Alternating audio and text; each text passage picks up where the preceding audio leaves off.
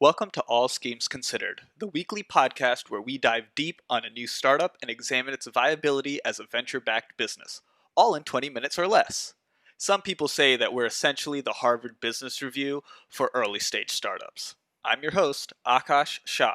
As usual, my co host, Zand, is here too.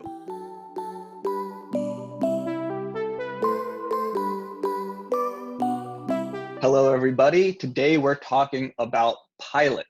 Their website is pilot.co, and they describe themselves as a platform to help companies handle payroll, benefits, and compliance for remote contractors and remote employees. They're not focused only within the United States. They allow you to hire across country lines. So you could assemble a team that has someone in Germany, Japan, and Brazil, or you could probably also use them to assemble a team that's entirely based within the United States. From my experience working at a company that was remote first for 10 years before the pandemic hit, and all these quarantines happened and suddenly remote work became very hip and happening. There are some competitors in this space. TriNet has an offering. TriNet is a very large employee management software company. And the one we use at Parsley is called Oasis, which was recently acquired by a company called Paychex with an X. They're very hip. And I can definitely say there's a lot of frustrations that come around managing taxes and benefits and all the other stuff around hiring people remotely. So I think there's definitely a market there that Pilot can go after. The question is, will they be able to capture that market? What about you, Zand? What thoughts do you have? I know sometimes on the podcast, we look at different companies that maybe are trying like an automated or some sort of fancy or clever way to automate some bit or part of a business that many startups tend to have. But I think the interesting thing about Pilot is that I don't think they're doing that, right? Like it's kind of a startup-y, low friction subcontracting or outsourcing platform, if that makes sense. So I don't think there's anything extremely technically advanced about what they're doing. It's kind of an outsourced HR compliance department for modern 21st century startups, right? Who are looking for a low friction, low effort way to just get this done and hire remotely. And they're willing to pay a little bit more for the kind of ease of use and lack of friction. Does that make sense? Yeah, and I think that makes plenty of sense. There's a lot of opportunities out there for new products where there's an established market, but the tools within that established market are starting to age a little, and they're becoming kind of ready for disruption, to use the very buzzword phrase. If Pilot is just better to use than a lot of the other more enterprise software out there, that means there will be a space for Pilot in the marketplace. And just being better is a competitive advantage after a while, especially when you're dealing with huge and antiquated systems, that are frustrating, which employee management software or PEO software is not a sexy space that has had a lot of disruption of this sort. A good example for me would be comparing Robinhood to the established brokerages out there. Robinhood does not provide everything, but it provides enough, and it does it very well, that they were able to garner a large percentage of market, and now they provide a large number of trades. They're still not the size of the larger brokerages out there, but that's okay. They don't have to be. They just have to have captured enough to make sure that they keep running. And that's what I think Pilot is trying to do here. Yeah, I agree.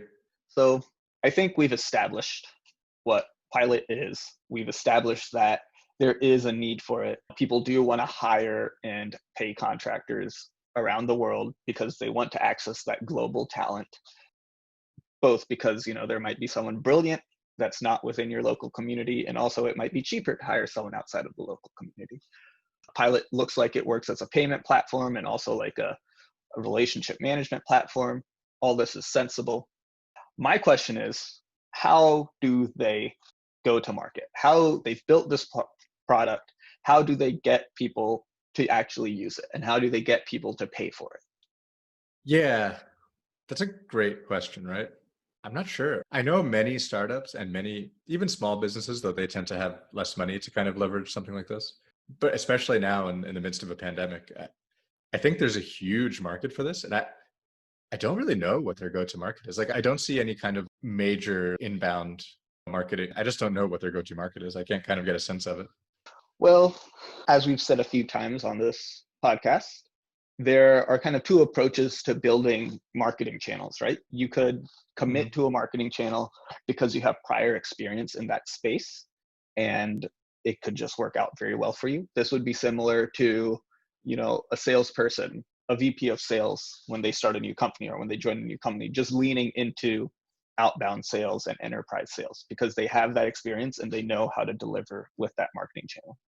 So that's one Yep. approach you can do. Just commit to a marketing channel.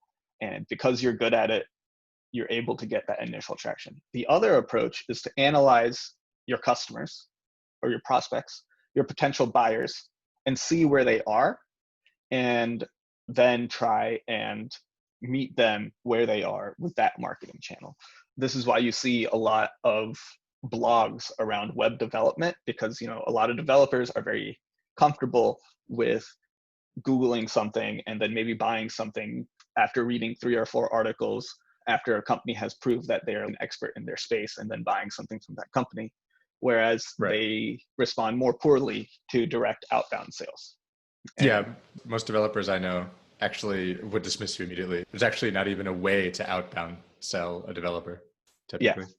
And for the listeners, if you're not familiar, outbound sales is when someone just reaches out to you and says, hey, I have something that I think you're interested in buying. And usually it ends up in your inbox. And that actually brings up an interesting point in that the only channel, that everyone from the front of line biz dev representative to the CEO, the only channel that they all use and they're all going to be an audience for is outbound sales because everyone has an email address and everyone has an inbox and everyone reads their email. At the very least, you're going to get them to read your subject line, if nothing else. I think because of that, that's why a lot of companies initially lean into outbound sales and outreach because it's one of the easier ones. It's one of the faster ones to get going because it immediately starts conversations if you're lucky enough. Yeah, because you can just start emailing people. It's kind of a low friction way to Yeah. get So now that moving. we've spoken about some of these channels and kind of how they could be used, who is Pilot's buyer? And then once we know who their buyer is, we can think about what channel we might want to use to talk to them. It's pretty clearly aimed at small to medium sized startups who are comfortable in a digital space, right? The kind of presumption of Pilot is that you're a company that's got some cash and is already pretty comfortable with hiring white collar labor across borders.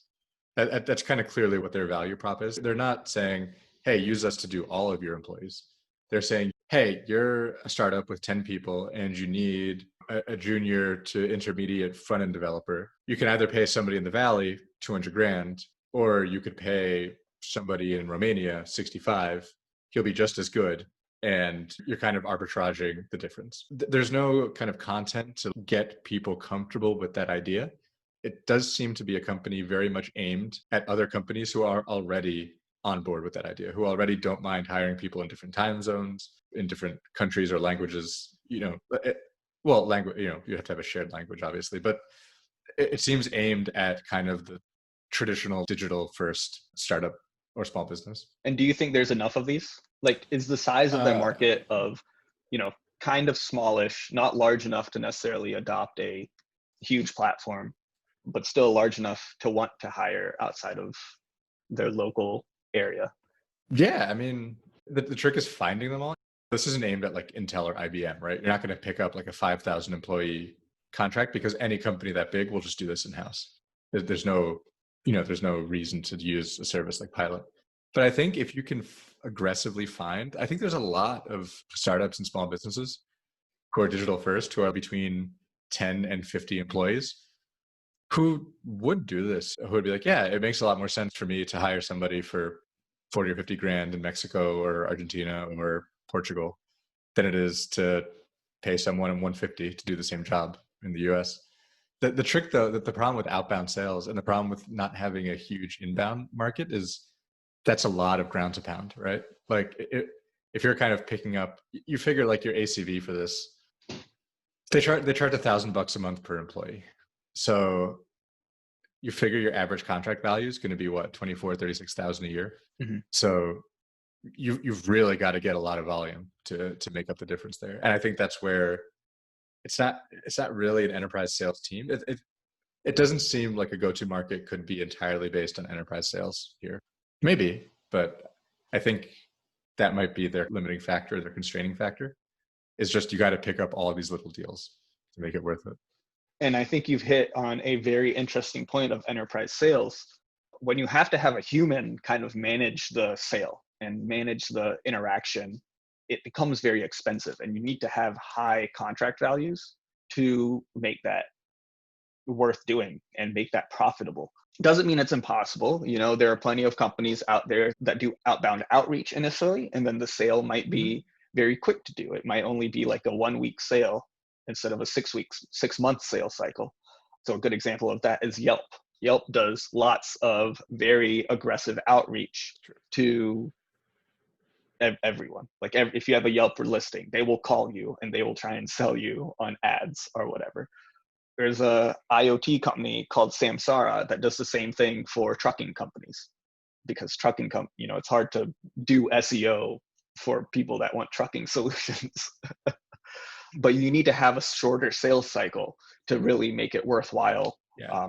And so you get that volume, which can be tricky. So it seems like we're currently on the edge about if the go-to-market is there. Like there is a problem.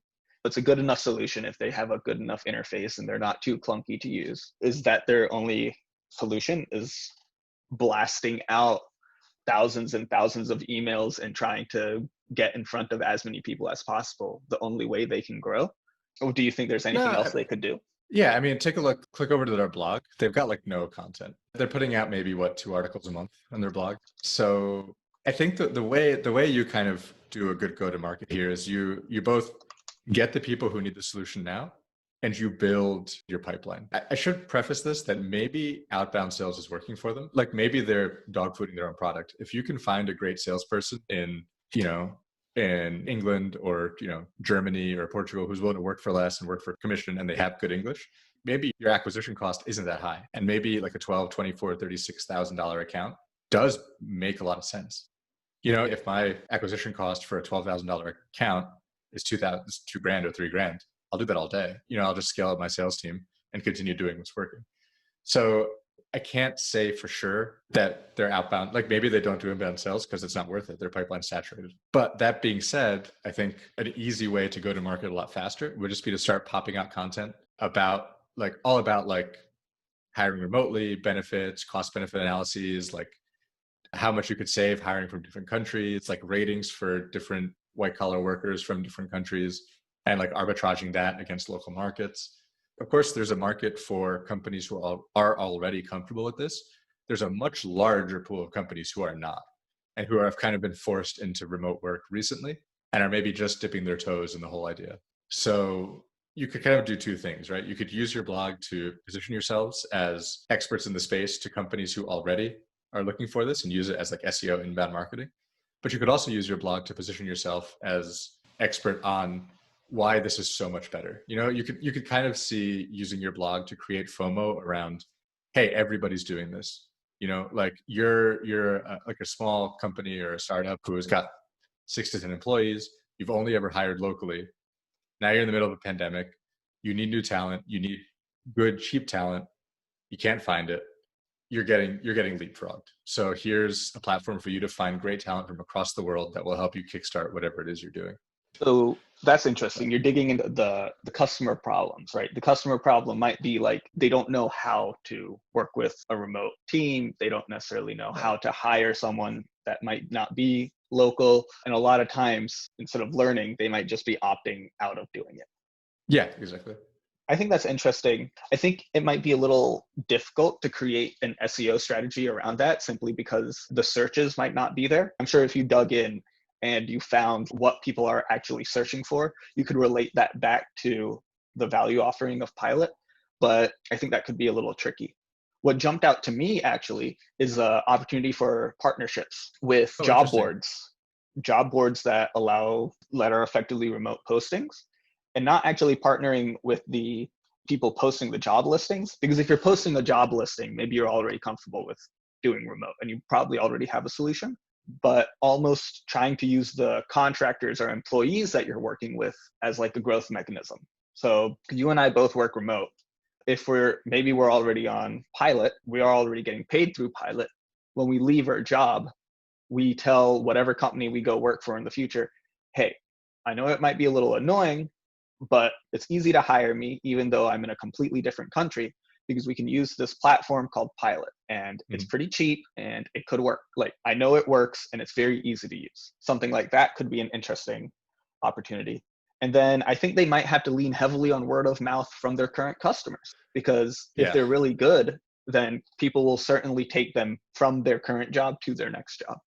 It's a slow growth loop. Like, it's not, people don't change jobs every 2 months, but well, they shouldn't be. But over the course of 5 to 10 years, like we saw with Zendesk, if you're good, if people learn how to use you, they'll take you as operational software from one location, from one employment to another place of employment. Yeah. So that's what jumped out at me as possible growth opportunities that might be going to where the customer is, because it might be hard to understand exactly what people are searching for and finding that intent for SEO or for paid ads online. Right. Yeah. I don't know. What do you think about the partnerships idea? No, that makes a ton of sense. That's a great way to insert yourself in a process that's already happening. And to your point, it offloads the work of convincing companies to hire remotely to the job board sites who are trying to turn up business. So as Pilot, I don't have to convince people that this is a good idea. That's the job board's problem, or whoever I'm partnering with. That's their problem. I just have to convince people I'm the right solution for the hiring bit once they've already committed to the idea of hiring. And I think that's a really solid path to growth as well, and possibly something they're already doing. Yeah. And actually, this just occurred to me. You don't have to go through job boards. You can go through recruiting firms or like placement companies, right? And a placement company would be super excited if they could say, hey, look, we have a dude that's in the same time zone. He's just on a different continent. He speaks the same language and he'd love to work for your company. Yeah. And, a recruiting firm, like, the way recruiters make money is they usually take a 20% cut of the salary. They would definitely pay $12,000 for a placement and subsidize the initial cost of Pilot. So, and this might be something that they're already doing. We don't know. We're just two guys evaluating this company from 30 to 45 minutes of it researching them on the internet. But yeah, that's our take. I think if they can find a growth model and if they can continue just being a better solution than what's out there, they'll probably be successful. I don't know if they're going to be IPO for $1 billion successful, but if you get big enough and if you're enterprise software, evatually someone will buy you. Yeah, I mean, their goal might not be to IPO, right? Like if they're cruising along with with a valuation of like 100, 200 mil, someone picks them up, like that's a good exit. That's a solid epilogue for a company like this, even if you're not aiming at IPOing. I think plenty of founders would be happy with that. Yes, absolutely. And it looks like they've only raised the initial Y Combinator funding. So if Y Combinator gave them 120K and they cash out for 100 million, Y Combinator is happy too. So yeah, exactly. That's everything from us. If you have any questions or if you have any comments, please reach out. See y'all next time. Bye.